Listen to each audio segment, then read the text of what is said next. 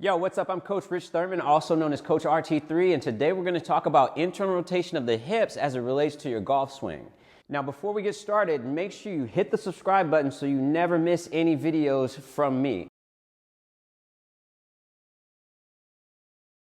All right, let's get started. The very first thing we need to understand is that the golf swing requires a lot of rotation at the hips.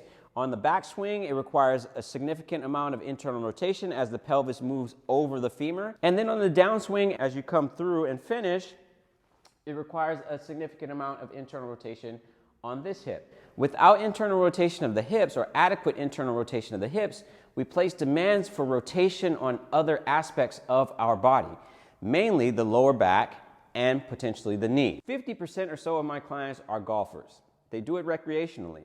And so we spend a lot of time making sure that their hips and their spine and their shoulders are functioning optimally so that they can do the thing that they love for a longer period of time. One of the ways I like to set up to help my golfers with their internal rotation is in kind of a split kneeling position. And I take their hip into internal rotation by the position on the box behind me. So I'm going to show you from the side. As I set up, I'm going to take my leg outside of the box, and then as I move down, my leg is going to go into internal rotation. Okay, so once I'm kneeling, I'm in internal rotation and some degree of hip extension. We're looking for a stretch back here in this area of the hip, okay, and we're going to hold that stretch. We'll hold that stretch for 2 minutes.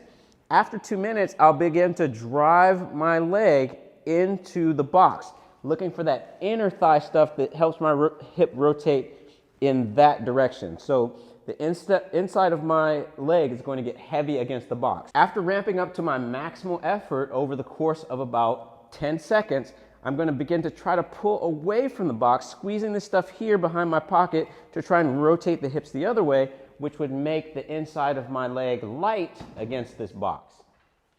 Those are known as pails and rails, or they're a form of positional isometric that help us work at the end range of our internal rotation and provide strength to that tissue. One of the other ways that we can set up, which is not so close to a golf swing because it's seated, is in a seated position. We can take our leg into internal rotation here by walking our foot out just a bit, and now we're in internal rotation. From here, we just hold the leg here. We hold for 2 minutes. After 2 minutes, we begin to scoop the leg into the floor, trying to find that inner thigh stuff that rotates the bone this direction.